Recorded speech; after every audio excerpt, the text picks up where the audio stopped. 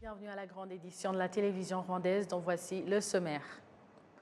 Alors que le mandat de Mme Louise Mushikiwabo à la tête de l'Organisation internationale de la francophonie arrive à son terme à la fin de cette année 2022, le Rwanda vient de se joindre au Maroc pour présenter la candidature de Mme Louise Mushikiwabo comme secrétaire générale de la francophonie. Au sommaire également, les jeunes qui pratiquent le commerce transfrontalier en provenance de la République démocratique du Congo, du Burundi et du Rwanda s'engagent à promouvoir la paix, le pilier du développement du commerce transfrontalier, indication faite en district de Rusizi à l'ouverture du Forum régional des jeunes entrepreneurs.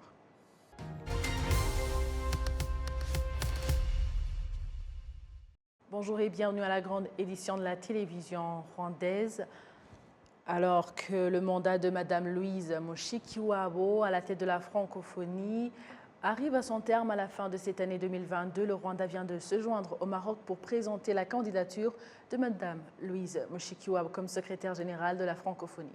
Jean Damascène Manishimwe nous fait le point. C'est au début de cette semaine que Mme Louise Mushikiwabo a officialisé sa candidature comme secrétaire générale de la francophonie. C'est dans une interview qu'elle a accordée à TV5 Monde. Moi, je suis disponible et j'ai présenté ma disponibilité aux États. Mon pays a posé ma candidature et je suis candidate à ma succession. Oui, avec beaucoup de détermination. Avec beaucoup de détermination et surtout avec beaucoup d'humilité aussi parce que le changement, s'inscrire dans le présent, anticiper l'avenir pour 88 États et gouvernements, ce n'est pas facile. Ce n'est pas facile, mais c'est passionnant. Il y a beaucoup de choses à faire et pour le moment, il y a quelques grands projets qui ne sont pas terminés et c'est des projets de grande importance. La radio Jeunesse Sahel, que nous allons lancer dans quelques mois. Mais je suis disponible et j'ai présenté ma candidature avec grand plaisir. Au cours de son récent périple au Rwanda, la Société générale de l'OIF a laissé entendre que l'organisation compte initier de nouveaux programmes de développement, entre autres la mission économique et commerciale de la francophonie. Plus de 320 millions de locuteurs de français dans le monde aujourd'hui, 15% des investissements globaux, mondiaux, viennent de pays francophones.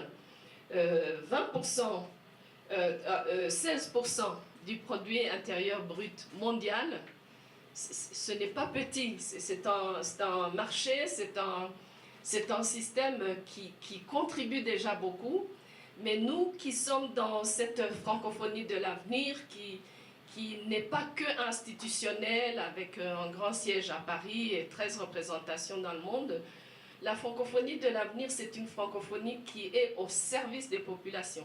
Donc, cette logique pour nous, de saisir les opportunités qui existent à travers le monde francophone, bien évidemment, parce que c'est plus facile quand on partage la langue, même la culture, parce que la langue, ce n'est pas que la langue, c'est des systèmes de pensée, c'est des manières de faire. En mai dernier, le Maroc s'est déclaré en premier favorable à la réélection de Louise Mushikiwabo à la tête de l'OIF.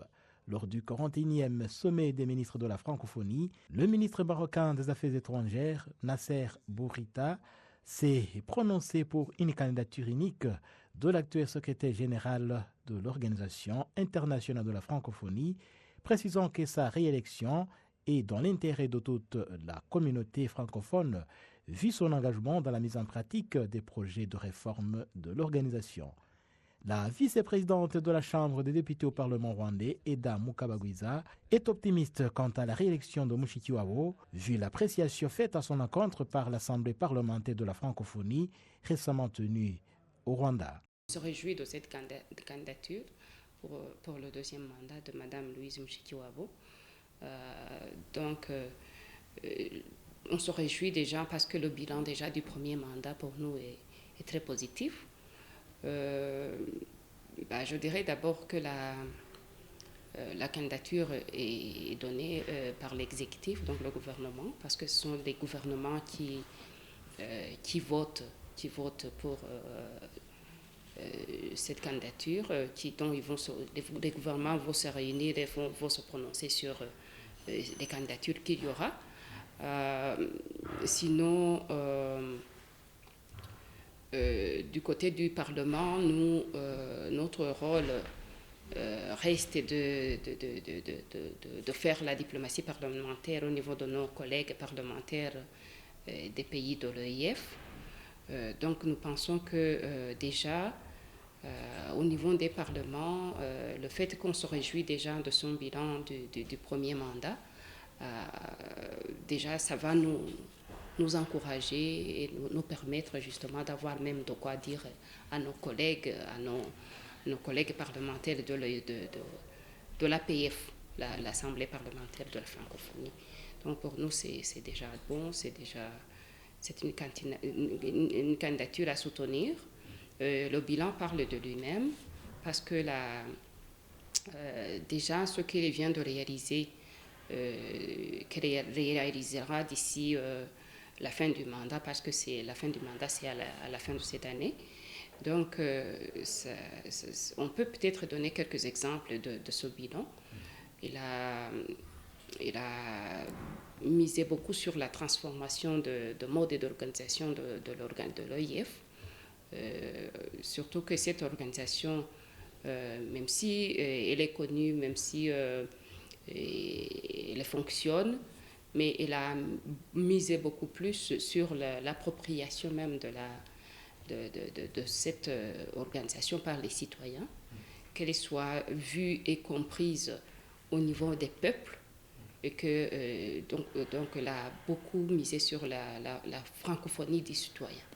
Ça, c'est très important pour que les citoyens, les peuples de cette organisation s'approprient déjà l'organisation et puissent suivre et comprendre les valeurs même de cette organisation et les mettre en pratique.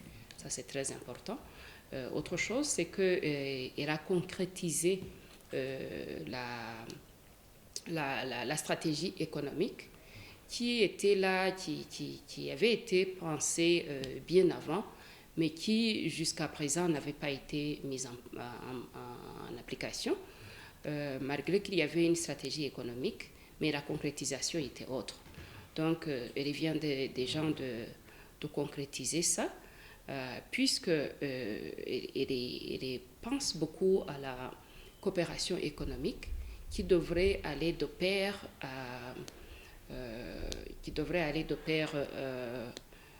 avec la stabilité dans l'espace francophone, mais aussi la consolidation de la paix.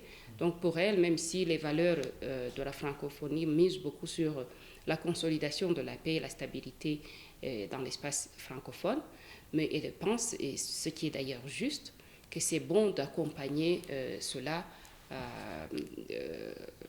d'une stratégie économique, d'une coopération économique, surtout intra-francophone, donc entre les pays francophones eux-mêmes d'abord, et pourquoi pas justement étendre cela à d'autres pays même, parce que le multilatéral aussi est aussi encouragé au niveau de la francophonie.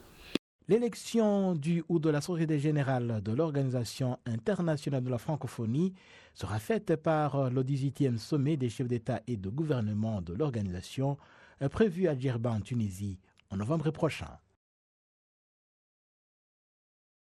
Les jeunes qui pratiquent le commerce transfrontalier en provenance de la République démocratique du Congo, du Burundi et du Rwanda s'engagent à promouvoir la paix, le pilier du développement du commerce transfrontalier. C'est une indication faite en district de Rusizi à l'ouverture du Forum régional des jeunes entrepreneurs. Léoncie Kanzaïlé.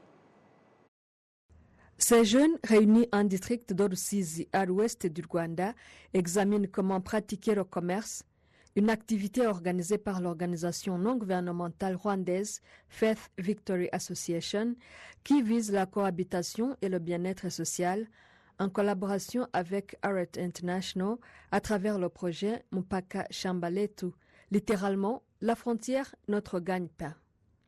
La directrice de Faith Victory Association, Diane Umutoni, indique que cette organisation souhaite le changement dans la région des Grands Lacs par l'intermédiaire des jeunes qui pratiquent le commerce.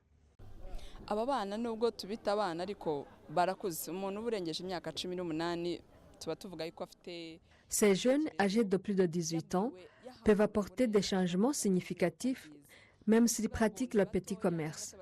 Une fois que 100 jeunes se mettent ensemble et font une pétition pour la paix, ils peuvent susciter le changement car il s'agit d'une voix supplémentaire adressée aux instances habilitées.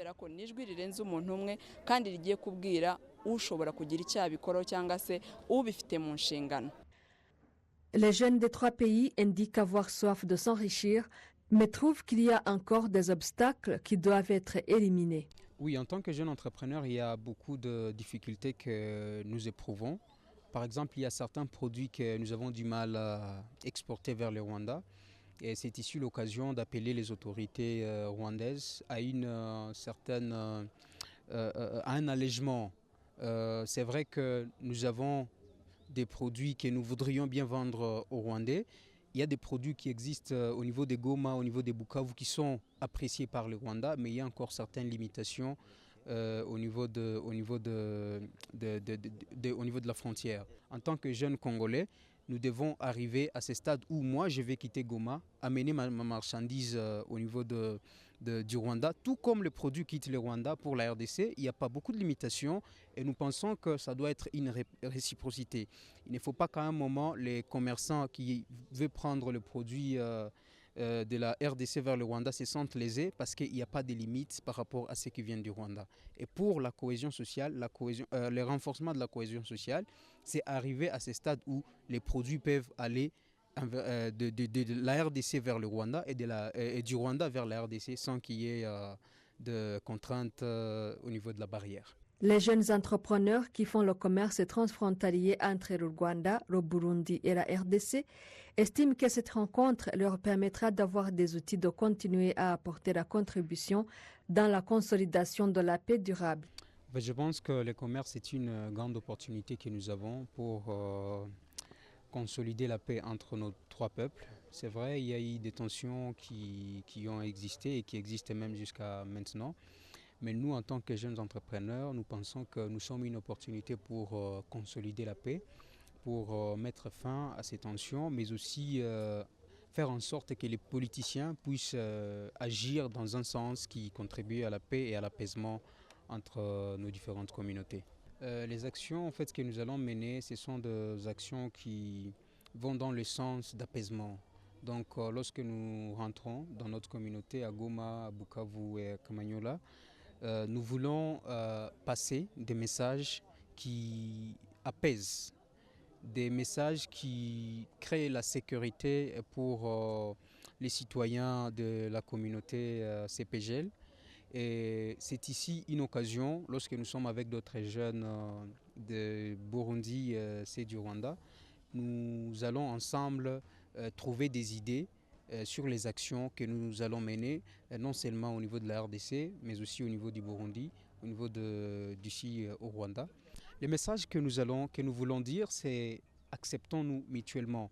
Et nous, en tant que jeunes, au travers les commerces, nous voulons que ces commerces puissent apporter la paix, que ces commerces puissent briser toutes les barrières qui ont existé, qui ont été créées par les politiciens d'un côté comme de l'autre. Pour certains observateurs, les jeunes entrepreneurs qui font le commerce transfrontalier pourraient largement contribuer au renforcement de la paix et de la cohésion entre les populations des pays membres. Kigali, précisément à Gikondo, a débuté la 25e exposition internationale. Les participants à ce grand rendez-vous international indiquent qu'ils ont de grandes attentes, bien que pour le premier jour, il n'y avait pas beaucoup de gens. Le porte-parole du secteur privé au Rwanda, Théoneste Nagengelwa, indique qu'il y a espoir que les participants de cette année soient nombreux comparés à l'année dernière, car parmi les 409 personnes qui vont exposer leurs produits, les premiers sont déjà arrivés et ils sont en provenance de Danemark, de la Corée du Sud et des États des Arabes Unis. Pour la 25e exposition internationale qui se tient à Kigali, les activités se tiennent de 9h du matin à 22h. Place maintenant à l'hygiène. Les autorités de la ville de Kigali indiquent que bientôt un projet de gestion des déchets sera opérationnel dans la capitale afin de moderniser davantage l'urbanisme de Kigali. Il est prévu qu'une fois en place, ce projet permette d'en finir avec des problèmes d'hygiène qui pourraient résulter de la carence d'infrastructures indispensables au traitement des déchets. hari poroje zitandukanye turimo dukoraho n'abafatanyabikorwa cyane cyane WASAC. Nous avons initié un projet avec WASAC, lequel est dans sa première phase. Il n'est pas possible de canaliser une grande quantité d'eau dans un même endroit. Nous débuterons par la partie sud-ouest de la ville de Kigali, dans le district de Nyarugenge, précisément dans les localités de Gitega, Kimisagara et Muhima. Dans ces lieux, des places précises seront aménagées pour cette fin.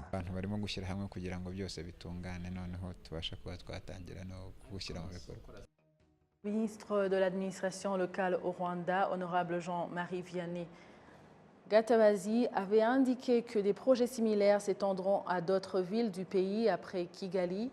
Et en général, des projets de ce genre ont pour objectif de moderniser davantage la capitale rwandaise et de faire en sorte que son développement aille de pair avec le bien-être social et la sauvegarde de l'environnement. Près de 30 milliards de francs rwandais est le montant qui sera utilisé pour le recensement général de la population et de l'habitat prévu pour les 2 prochaines semaines, comme annoncé par l'Institut national des statistiques au Rwanda, qui exhorte différents organes à apporter leur contribution pour cette activité dans le cadre de faire en sorte que chaque citoyen en fasse sa responsabilité. Le récit suivant nous en dit plus.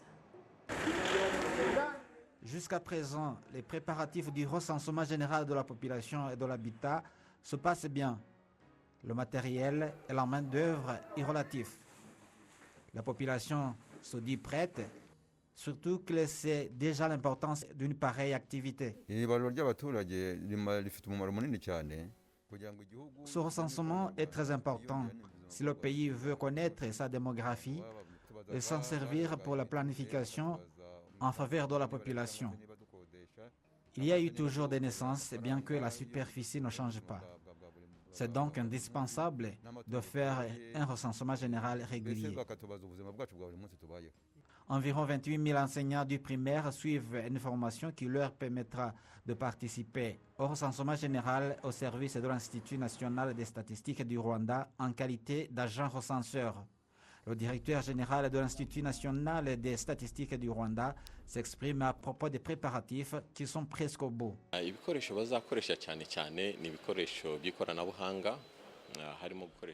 Nous allons utiliser la technologie, que ce soit dans la collecte des données et toute la procédure est relative. Les agents recenseurs savent comment utiliser les cellulaires, mais suivent également des formations selon la nature d'outils qui seront utilisés. Nous exhortons tous les habitants à participer à cette activité de recensement général de la population et de l'habitat, surtout en donnant des rendez-vous qu'ils vont respecter pour que tout se passe bien.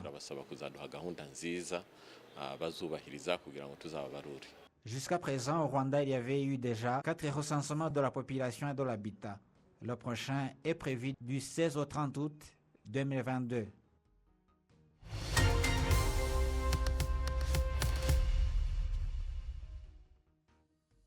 Place maintenant au sport pour parler de l'entraîneur de la formation d'APR FC, Mohamed Adil Erad, qui invite la Fédération rwandaise de football, FERWAFA, à tout faire pour trouver un ballon similaire à utiliser pour toutes les équipes dans toutes les compétitions organisées par la Fédération.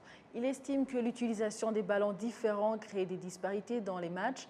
L'entraîneur de la formation militaire s'exprime alors que la nouvelle saison s'approche au Rwanda. Chapitre de développement de compétition, un chapitre très important en infrastructure et le ballon. Comme vous voyez aujourd'hui, le ballon de Première Ligue, tous les joueurs ils jouent avec le même ballon. Ballon de la Liga espagnole, la même chose. Le Maroc, la même chose. La Tunisie, la même chose. L'Égypte, la même chose. On connaît les ballons de compétition. Le championnat des Émirats arabes unis, le championnat d'Arabie saoudite, c'est les mêmes ballons. C'est la fédération qui fournit les ballons au club. Ou bien la fédération, s'il n'a pas les moyens de fournir les ballons au club, il doit définir un ballon de compétition de championnat rwandais. Que nous, on doit faire, que tous les clubs ils doivent avoir le même ballon de compétition. Maintenant, on va jouer par exemple à Étincelle ou à Marine, ou jouer contre Kievo, ou jouer contre Rayon Sport, on voit des différents ballons dans le terrain. Et ça, c'est pas logique, c'est pas professionnel.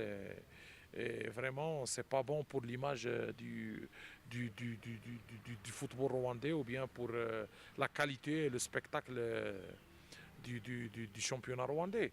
Voilà, on doit avoir parfois, on va jouer avec des ballons qui ne sont même pas compatibles, qui ne sont même pas compétitifs. Et vraiment, ça nous pose des problèmes dans le jeu.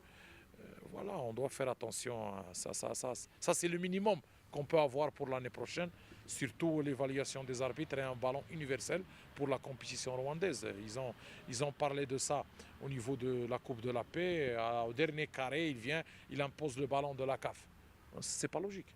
C'est pas logique. Les ballons de la championnat et les ballons de la Coupe de la Paix, ils doivent être publiés normalement à la fin de saison qui découle. Et normalement, les équipes la saison prochaine doivent savoir avec quel ballon on va jouer la compétition de championnat et avec quel ballon on doit jouer la compétition de la Coupe de la Paix. C'est ça le professionnalisme et c'est ça ce qui montre que vraiment le secteur de développement de compétition, il fait attention aux petits détails qui peuvent garantir un spectacle et qui peuvent donner de la valeur et qui peuvent donner de la qualité au championnat rwandais. Merci à vous tous qui étaient au rendez-vous d'actualité de la télévision rwandaise. Au nom de toute l'équipe qui a réalisé cette grande édition, je vous souhaite de passer une bonne suite du programme de la télévision rwandaise. À la prochaine et d'ici là, portez-vous bien.